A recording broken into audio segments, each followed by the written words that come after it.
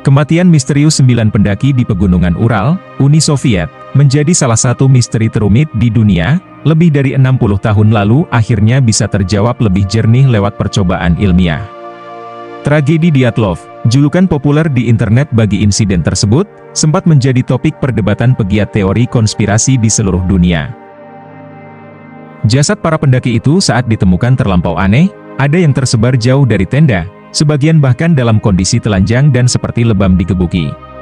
Dari rekonstruksi jejak kaki, para pendaki tersebut diduga kuat merobek tenda dari dalam, lalu beberapa berkeliaran ke dalam tundra bersalju hanya mengenakan pakaian tidur padahal kondisi sedang badai. Temuan itu makin terasa aneh, karena ada terjemahan hasil investigasi Soviet yang beredar di internet, menyebut pakaian para pendaki itu memiliki tingkat radiasi yang tinggi. Rangkaian fakta tersebut memicu konspirasi, bahwa mereka meninggal akibat hendak diculik alien, jadi korban kejadian supranatural, sampai ada yang menduga mereka kelinci percobaan nuklir rahasia yang dilakukan rezim Uni Soviet. Dua ilmuwan asal Swiss ternyata terobsesi memecahkan misteri Dyatlov, dengan melakukan serangkaian percobaan ilmiah selama 5 tahun terakhir. Pada 2021, keduanya sempat merilis teori awal tentang apa yang terjadi pada malam tragis yang menimpa 9 pendaki. Kesimpulan mereka, tenda para pendaki itu tergulung longsoran salju dangkal, yang amat mematikan dan kadang bisa menimpa lereng datar di pegunungan bersalju. Alexander Pusrin, guru besar geoteknik di ETH Zurich, bersama Johann Gaume, Kepala Laboratorium Penelitian Longsoran Salju di École Polytechnique Fédérale de Lausanne, membuktikan lebih lanjut teori mereka dengan menggelar ekspedisi ke Dyatlov, namun kesimpulan awal mereka sempat dikritik beberapa pihak. Karena asumsi lokasi tenda para pendaki pada 1959, ada di lereng yang relatif datar, sehingga mustahil longsoran salju parah bisa menimpa mereka. Selain itu, luka-luka di jasad para pendaki Dyatlov tidak seperti lazimnya korban longsoran salju. 4 pendaki mengalami patah tulang dada, 2 korban lain hilang bola matanya, dan ada pula yang kehilangan lidah.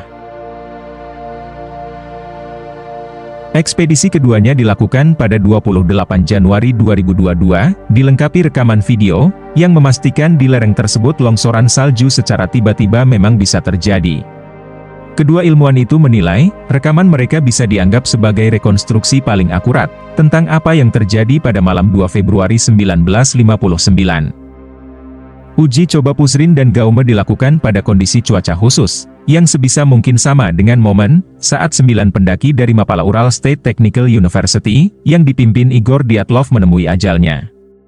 Dipastikan bila jenis longsoran dangkal memang tidak meninggalkan bekas seperti longsoran salju lain, setidaknya saat terjadi di jalur Dyatlov. Pusrin dan Gaume lewat artikelnya, memastikan teori populer lain seperti adanya angin katabatik atau kepanikan mendadak akibat gelombang infrasonik bisa dicoret, dari kemungkinan penyebab insiden. Mereka sendiri enggan merespon konspirasi soal UFO, serangan makhluk Yeti, atau eksperimen KGB atau CIA, meski turut menuliskan berbagai alternatif jawaban tersebut dalam artikelnya. Setidaknya, Pusrin dan Gaume meyakini bahwa longsoran dangkal adalah penyebab yang paling masuk akal sejauh ini. Menjelaskan kenapa para pendaki itu panik dan lari dari tenda, tanpa mengenakan pakaian memadai. Dari simulasi keduanya, pemasangan pasak tenda tim pendaki Dyatlov diduga kuat pemicu awal longsoran. Ada beberapa lapisan salju di lereng Dyatlov yang mudah terpicu getaran, menghasilkan longsoran beruntun yang tidak langsung mengubur tenda. Kepanikan akibat longsoran itu, menurut keduanya, memaksa sebagian pendaki kabur dari tenda. Sebagian lantas mengalami luka aneh dipicu sebab alamiah, termasuk kemungkinan bola mata dan lidah mereka dimakan oleh binatang liar. Dari temuan keduanya bahwa, lereng jalur Dyatlov ternyata bentuk permukaan tanahnya saat tidak tertutup salju, seperti teras ring, ataupun dan berundak. Itu sebabnya pendaki senior sekalipun bisa mengira mereka berkemah di lokasi yang relatif datar dan aman, dari ancaman longsoran salju. Di beberapa patahan lereng itu, setelah kami teliti, kemiringannya mencapai 30 derajat, demikian kesimpulan studi mereka.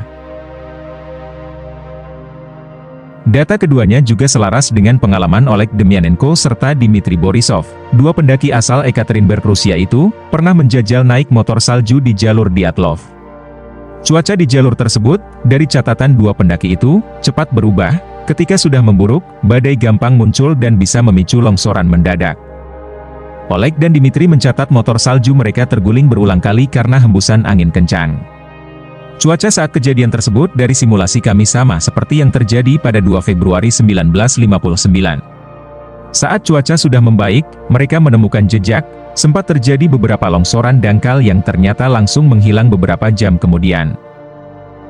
Meski merasa sudah menemukan jawaban paling masuk akal mengenai tragedi Dyatlov, Pusrin dan Gaume enggan menyebut bila seluruh aspek dari misteri tersebut sudah terpecahkan. Keterangan soal radiasi pakaian, misalnya, tetap tak terjelaskan. Tapi itu pun bisa saja kekeliruan penerjemahan, atau sumbernya ternyata keliru. Itulah misteri Dyatlov Pass, salah satu misteri yang hingga kini tak ada jawaban yang pasti. Apa yang terjadi kepada 9 pendaki itu, mengapa mereka meninggalkan tenda, dan siapa, atau apa yang menghabisi mereka, hingga jasad mereka ditemukan dengan kondisi mengenaskan.